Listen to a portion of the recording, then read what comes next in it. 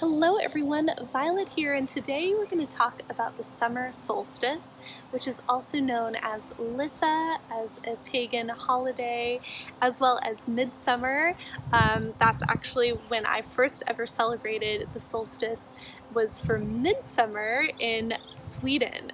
So I know this is very commonly practiced in the Scandinavian countries, where you can really feel that far up north the change of the seasons and the really long day. This is the longest day of the year and the shortest night of the year. So the date actually varies from year to year. So it's usually in between June 20th to 24th, or on the opposite side of the year, it would be December 20th through 24th, somewhere around then.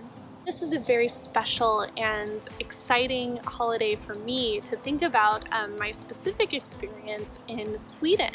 I have family in Sweden, so when I was about 14, I spent a summer there and celebrated midsummer with all of the locals, and it was so incredible and so magical, and I think it really set me up for being interested in paganism, honestly.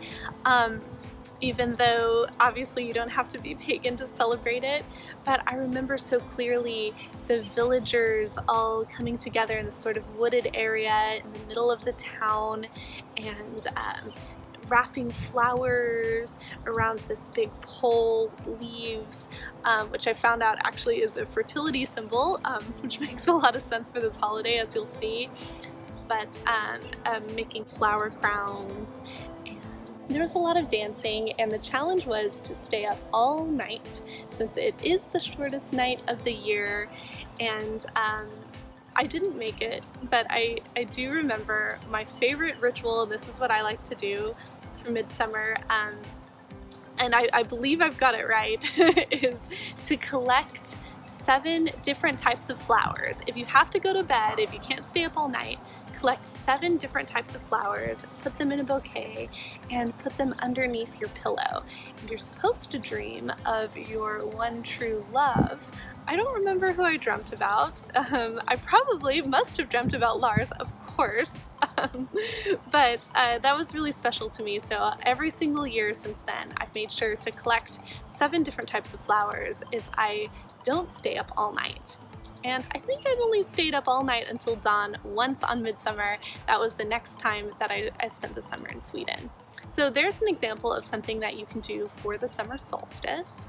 I usually like to do some sort of ritual, but I also like to align my daily practices, my meditation, my yoga, decorating my space, all of that aligned with the energy and the symbolism of that particular holiday, and set those particular intentions. So we'll talk about what that is for Litha, for the summer solstice, for midsummer. Some colors that you can use to decorate your altar or to decorate your space are scarlet, orange, gold, emerald green. Some crystals you can work with are sunstone, citrine, jade, tiger's eye. Some herbs and fruits are mint, strawberries, nettle, and sunflower. So I kind of like to think of this as nature's orgasm. It's the time with this fullness of expression. It's like the culmination of what we've been building towards as the sun has been growing, following those nature rhythms. You could think of it as an orgasm. And nature is lush and green. I like to look to nature and look at the different elements. So the element of earth, everything has been growing and fruiting, berries are fruiting. And this is kind of like if Beltane was the flower, then this is the fruit. And for the element of fire, this is the peak of fire. This is the peak of the sun, so the full expression of fire, which you can see with big bonfires, maybe gathering around a big bonfire with other members of your community, experiencing the sun at its fullest for the whole day and waiting for the dawn, perhaps really spending some time with the sunset and the following dawn the next morning. With the element of water, which is our emotions, I think about how this is the perfect time to fully immerse yourself in water, like go to a lake, immerse yourself in the lake water. Often it's warmer at this time, it's easier to go take a dip, take a swim, but I think about this as fully immersing yourself in your emotions and experiencing them to its fullest.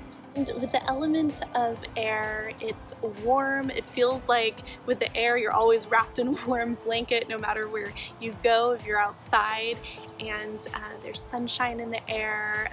So the element of air connecting to thoughts and inspirations, communication, it all tends more towards joy at this time, which you can just see in the natural rhythms of the year, that you might find yourself feeling a bit more optimistic and joyful in the summertime. That's pretty common. So we're at our height of passions and emotions and inspirations and the height of the fullness of nature coming to be. So you can really harness that energy. This is a wonderful time to dance, to play music with friends, to celebrate, to really spend time outside and fully experience the nature. Perhaps even take a swim or leave an offering for the fae, for the nature spirits. You can pick a bunch of wildflowers, make flower crowns. That's one of my very favorite activities, and I also like to think of the sun as I tie the flowers in a ring and wear them at the crown of my head. It just seems to make sense with the Sabbath. Find a bunch of fruit and cook with it, or find things from your garden that you can cook with and make lush salads and fruit desserts. We'll do a cooking video on here, so keep an eye out for that. We're going to bake something really wonderful for Litha. You can check that out. And with the story of the Lord and Lady, the traditional pagan mythology, at this time, this is the point where the young Lord and Lady who have just wed at Beltane, they stay up all night, they make love, and this is actually the time that they conceive their child. So they don't know it yet, but that is the climax that they have reached in their story. And then a year later at this time, the child will be about 3 months old. And this is the point where, they've at Beltane introduced the child to the community, have a ceremony. This is the point where they can more so bring the new baby out and experience life as this full family that they haven't perhaps fully experienced yet, not just with themselves, but with the community, out and celebrating with others. So do let me know in the comments what you like to do for Litha, if this gave you any ideas, and I hope that you have a really happy summer solstice, and I will see you soon for the next video. I am working on making a video for every single Sabbath, and that will be in a playlist on my channel, so you can check that out.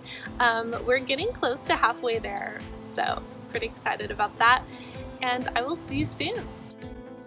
I would love to invite you to enter the Enchanted Forest and become a member of my Twitch community, where we do morning mindfulness practices such as meditation, stretching and yoga, breathing every morning Monday through Saturday, as well as Sunday arts and craft streams, and free tarot on full moons, new moons, equinoxes, solstices, special occasions. I so can't wait for you to be here and to get to know you.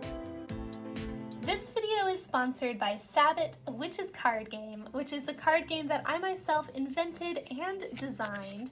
And this is perfect for any witchy person in your life as a gift or for yourself. You choose your witch's path. This is your identity throughout the entire time of playing, and it corresponds with one of the 5 elements. And throughout the game, you are earning tools, you're developing practices, and you can use those to cast spells. And you also have occurrence cards that happen every now and again, creating your initiation ritual, you set your altar, you build your book of shadows. You can celebrate the Wheel of the Year all year long with this really fun witchy card game.